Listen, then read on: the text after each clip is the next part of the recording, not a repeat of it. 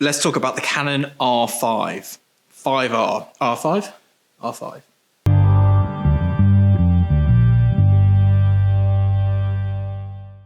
Now, I've got a load of questions about this recently, and I get a lot of questions about which camera should I buy in general. Anyway, I was looking at this new Canon mirrorless camera, and the specs are phenomenal.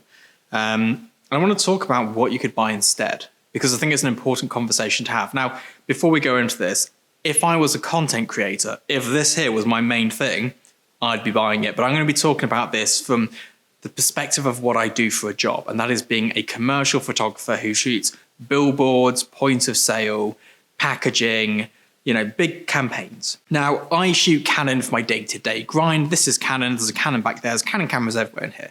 For the big jobs, I shoot medium format because the quality is just unparalleled. There's nothing that Canon, Nikon, or Sony make that comes close to it for what I do.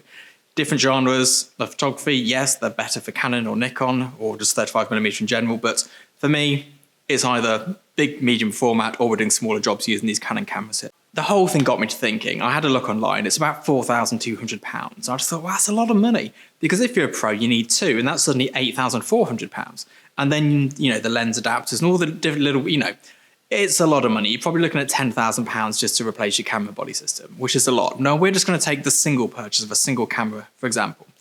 So I was thinking £4,200. What could I get for that? And then I thought, how much is my kit worth? So I went on to MPB. I didn't go to eBay and start nickel and diming to find the cheapest price. I looked for places which did a good service, had a good returns policy. And MPB is actually where I buy all of my camera kit used from. Brand new stuff, I go to the Flash Center. Secondhand, MPB. Neither of these companies pay me to say this.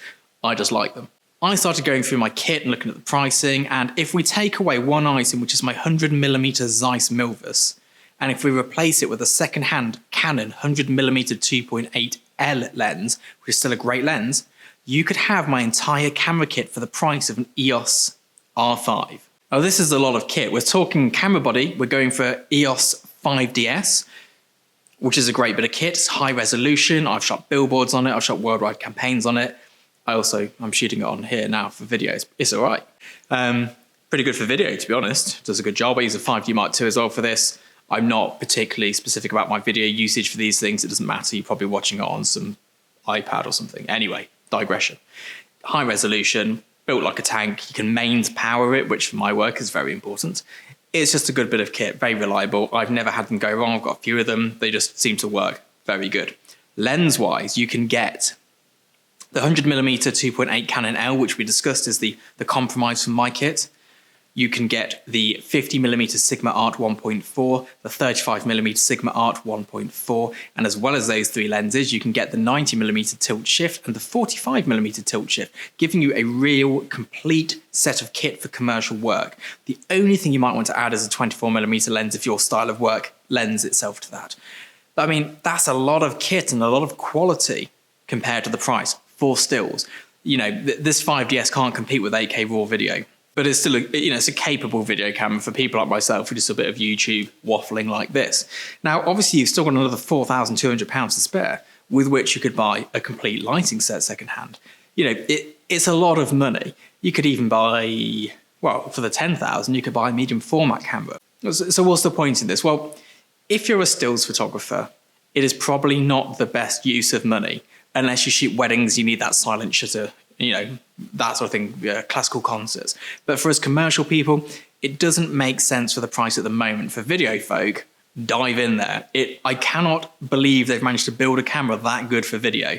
It is very similar to the feeling in the air when the 5D Mark II came out. It was like, holy, you can shoot, I was going to say a naughty word then, you can shoot video on a DSLR. This is brilliant. This is like groundbreaking stuff. And this feels like the same, jumping to that resolution and the particular type of files it can record.